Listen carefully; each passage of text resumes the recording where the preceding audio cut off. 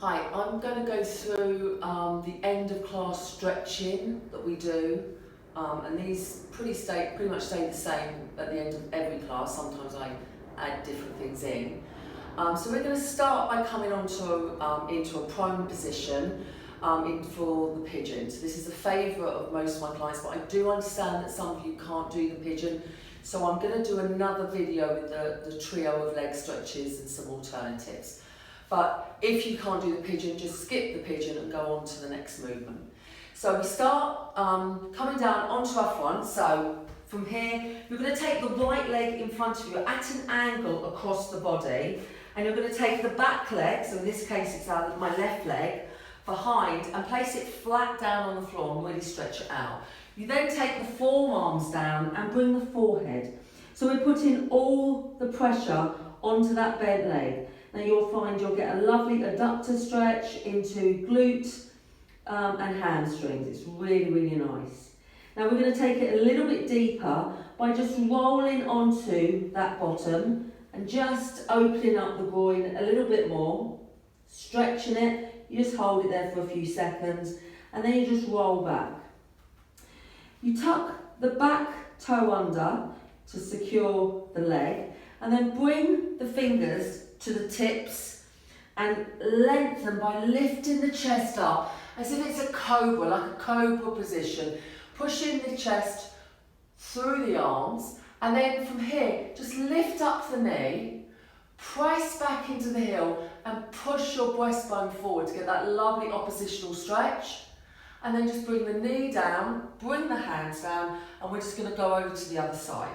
So take the right leg back, bring the left leg in, flatten out that right leg, bring down the forearms and bring down your forehead. So take a bit of time getting into this position, and then just from here we're just going to hold it for a few seconds, and then you can take it deeper just by rolling over onto the bottom. Now if that's a little bit too difficult for you, just stay in this front position, putting all the pressure on the leg muscles. And then you're going to tuck that toe of the right leg, in this case, behind you. Come up onto the tips of your fingers. Lengthen through the arms, to lengthen through the breastbone. And then lift the knee off the floor to take it a bit deeper into your groin. Just push back into the heel. And then bring the knee down, bring the hands down. So you're in a nice safe position, because we're going to come into a downward dog. So I'm going to tuck that toe under, I'm going to take the other leg back, I'm going to push my bottom to the ceiling, push my arms through the head and just drop my heels as close to the mat as I can. As you can see, I'm struggling a little bit today to get those heels down. And just hold it here, slow count of about 10. Breathe in nice and deeply, sending that bottom up, pushing that head through the arms. And then you can take it into a walk the dog, so you bend the knee as you push the opposite heel down, and then you lift the other heel, bend the knee, push the other heel down, and you just do that about 10 times, really stretching out those legs. And when you've done that 10 times, just drop to your knees and come to kneeling. So from here we're going to do the hip flexor. So we're going to take the right leg forward, not too far, just over 90 degrees. And then you're going to tuck your tailbone under, and then you're going to lean forward. And you'll really feel that in the top of your quad, into the hip flexor, and it'll get that nice open. It's quite an intense move. Just hold it there. And then just bring it back, and we'll do the opposite leg. So in this case, we're now going to do the left hip flexor. So tuck the tailbone like you would in the cat and just push forward. And again, just hold that for about 10 seconds.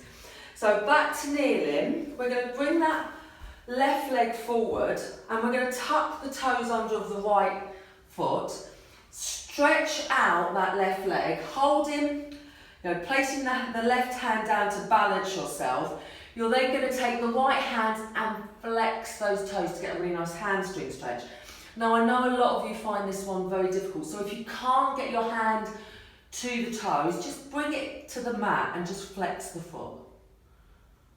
If going back on your toes is uncomfortable, bring it down and stretch like so. And then just change legs. So from here, we take the right leg out, sit back and flex. So the alternatives, if you can't grab the toe, is just place the hand maybe on the leg or on the mat next to. And if the toes are too tight, keep the toes down and just do that stretch. It's a nice stretch too. You get a bit of a quad stretch as well if you do it that way.